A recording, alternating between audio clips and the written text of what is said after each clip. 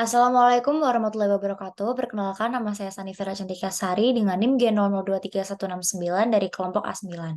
Di sini saya akan menjelaskan mengenai rotator cuff dan juga ekstremitas inferior. Baik, selanjutnya kita mulai dari rotator cuff. Apa sih itu rotator cuff?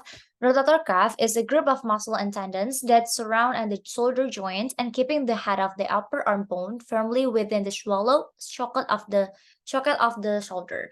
Nah, jadi intinya itu adalah suatu kumpulan dari otot dan juga tendon yang akan memfleksibilitas atau menjaga stabilitas dari eh, daerah lengan atas kita ini, daerah sendi atas kita ini untuk tidak dislokasi gitu. Nah, dari otot penyusunnya sendiri, rotator cuff itu disusun dari musculus supraspinatus, infraspinatus, teres minor, dan juga subscapularis. Nah, cara saya untuk menggampangkan eh, menghafal atau memudahkan kita untuk menghafal, untuk tetap ingat di otak itu adalah dengan kalimat SIT. S2IT. Jadi ada subscapularis, ada supraspinatus, infraspinatus, dan juga teres minor. Nah, muskulus-muskulus tersebut akan menyatu dengan kapsula articularis dan membentuk kerah musculotendonisum yang mengelilingi sisi posterior, superior, dan juga arterior sendi glenohumeralia.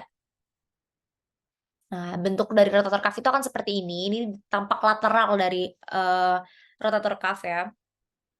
Nah, untuk rotator cuff sendiri, dia itu akan dikelilingi ini, ada musculus supraspinatus, ada subscapularis, ada infraspinatus, kemudian ada teres minor, dan juga ada infraspinatus. Nah, fungsi dari adanya rotator cuff ini adalah untuk menstabilkan dan menjaga caput humeri di dalam cavitas glenoidalis scapulae tanpa mempengaruhi fleksibilitas lengan atas dan range of motion jangkauan gerak kita.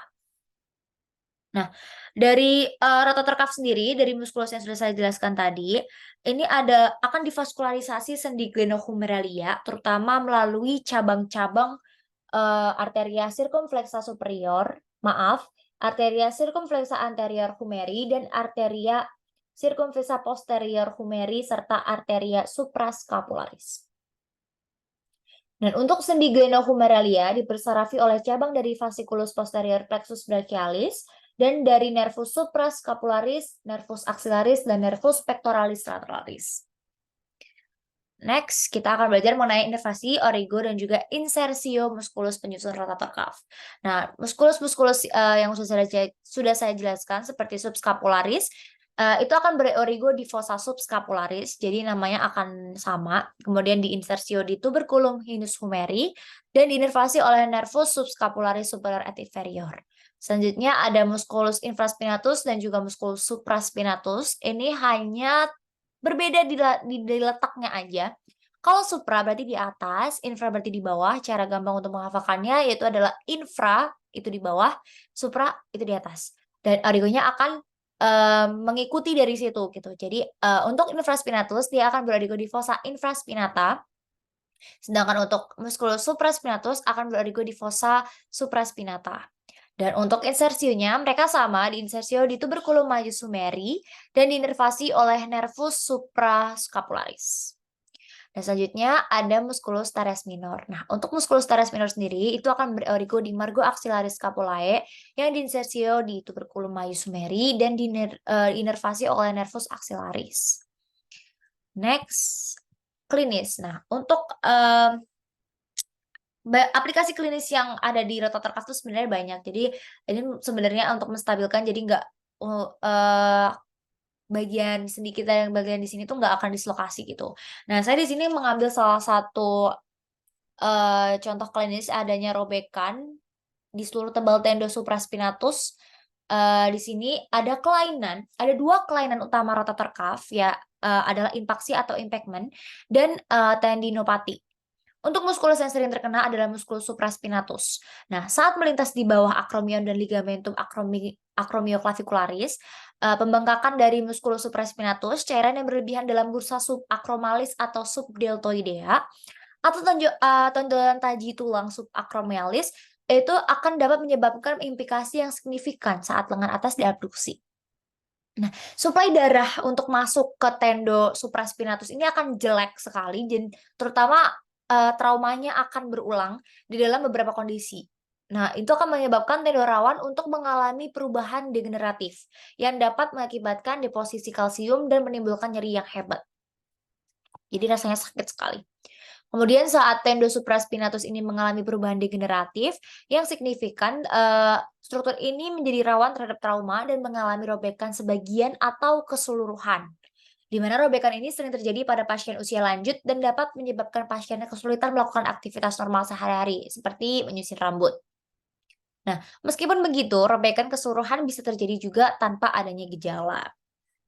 Nah, untuk, klinis-klinis yang lain itu ada patah tulang clavicula dan dislokasi sendi acromioclavicularis dan sternoclavicularis, kemudian ada dislokasi sendi glenohumeralia, dan masih banyak lagi, gitu. Selanjutnya, kita beralih ke ekstremitas inferior. Nah, jadi, saat orang atau kita lagi melakukan kegiatan namanya squat, ada beberapa muskulus atau otot-otot kita yang berkontraksi gitu. Nah, di sini saya akan membahas bagian regiofemur atau femoralis saja. Jadi saat kita squat itu akan, adanya kontraksi muskulus-muskulus yang ada di paha kita gitu. Nah, yang pertama adalah regiofemoralis anterior atau bagian paha depan kita. Ini adalah anatomi dari, regiones membri inferioris atau femoralis anterior kita, bagian depan. Selanjutnya, kita akan membahas mengenai muskulusnya. Inervasi femoris anterior. Nah, jadi di bagian anterior atau daerah paha bagian depan kita itu ada beberapa muskulus. Yang pertama ada psoas major, iliacus, vastus medialis, intermedius, lateralis, dan juga ada rectus femoris dan juga ada musculus sartorius. Nah, yang pertama adalah psoas major, ini akan berorigo di dinding posterior abdomen, processus transversus vertebrae lumbalis, disci intervertebrales, dan corpus vertebrae yang berdekatan mulai dari T12 sampai L5, dan arcus tendinus di antara titik-titik tersebut. Nah, ini akan diinsersio ada di trochanter minor femoris dan persyarafannya itu rami arteriores L1 sampai L3 dan berfungsi untuk fleksi femur pada sendi kose. Selanjutnya ada musculus iliacus, ini akan berorigo di dinding posterior abdomen di fossa iliaca dengan insersio trochanter minor femoris, sama kayak yang psoas major, dia akan dibersarafi oleh nervus femoralis L2 dan L3 yang berfungsi untuk fleksi femur pada sendi kose. Jadi fungsinya sama ya. Selanjutnya ada vastus medialis, itu ada berorigo di tulang dan femur bagian medial linea trochanterica, linea pactenea, labium mediale, linea aspera, linea supracondylaris medialis yang berinersia di tendon musculus quadriceps femoris dan tepi medial tulang patella. Nah, dia akan disarafi oleh nervus femoralis di L2 dan juga L4 yang berfungsi untuk ekstensi cruris pada sendi genus. Selanjutnya ada factus intermedius, ini berorigo di tulang femur 2 atau 3 bagian di atas permukaan anterior dan lateral 2/3 dari itu. Kemudian berinersio di tendon musculus quadriceps femoris dan tepi lateral tulang patella juga. Dia disarafi oleh nervus femoralis sama di L2 dan juga L4 yang berfungsi untuk ekstensi cruris pada sendi genus.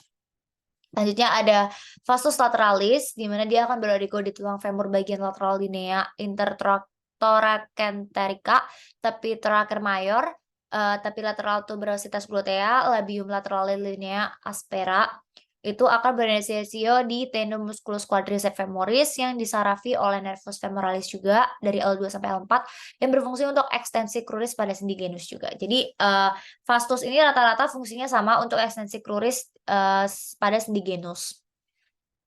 Nah, selanjutnya ada rectus femoris, ini akan berorigo di caput rectum berorigo pada CAI atau spina iliaca anterior inferior. Caput flexum berorigo pada tulang ilium tepat di superior dari acetabulum. Nah, akan berinsersio di tendo musculus quadriceps femoris yang disarafi oleh nervus femoralis. Nah, fungsinya adalah untuk fleksi femur pada sendi kose dan ekstensi cruris pada sendi genus. Nah, yang terakhir ada musculus santorius, ini akan berorigo di sias atau spina iliaca anterior superior yang diinsersio oleh fascies medialis tibia tepat di inforomedial dari tuberositas tibiae dan disarafi oleh nervus femoralis L2 dan L3. Fungsinya adalah untuk fleksi femur pada sendi kose dan fleksi cruris pada sendi genus gitu.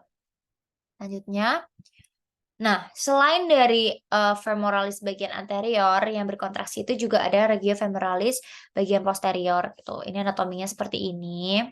Selanjutnya kita akan belajar langsung ke tabelnya. Jadi ini adalah regions membri inferioris yang di bagian posterior ya. Jadi ada musculus biceps femoris, semitendinosus, dan juga semimembranosus. Nah, yang pertama ada musculus biceps femoris, dia akan berorigo di caput longum bagian inferomedialis daerah atas tuber ischiadicum. Kemudian ada caput brevis, labium laterale linea aspera yang akan diinervasi oleh capitulum fibulae dan dipersarafi oleh nervus ischiadicus. Nah, fungsinya apa? Fungsinya adalah untuk fleksi cruris pada sendi genus, ekstensi dan rotasi lateral femur pada sendi kose dan rotasi lateral cruris pada sendi genus. Selanjutnya ada musculus semitendonesus, itu akan berorigo di bagian inferomedialis daerah atas tuber ischiadicum dengan insersio fascies medialis tulang tibia bagian proksimal yang akan disarafi oleh nervus ischiadicus dari L5, S1 dan S2 yang berfungsi untuk fleksi cruris pada sendi genus dan ekstensi femur pada sendi kose. Jadi sama ya. Dan rotasi medial femur pada sendi kose dan cruris pada sendi genus. Jadi rata-rata ini tuh fungsinya sama yaitu untuk fleksi cruris juga.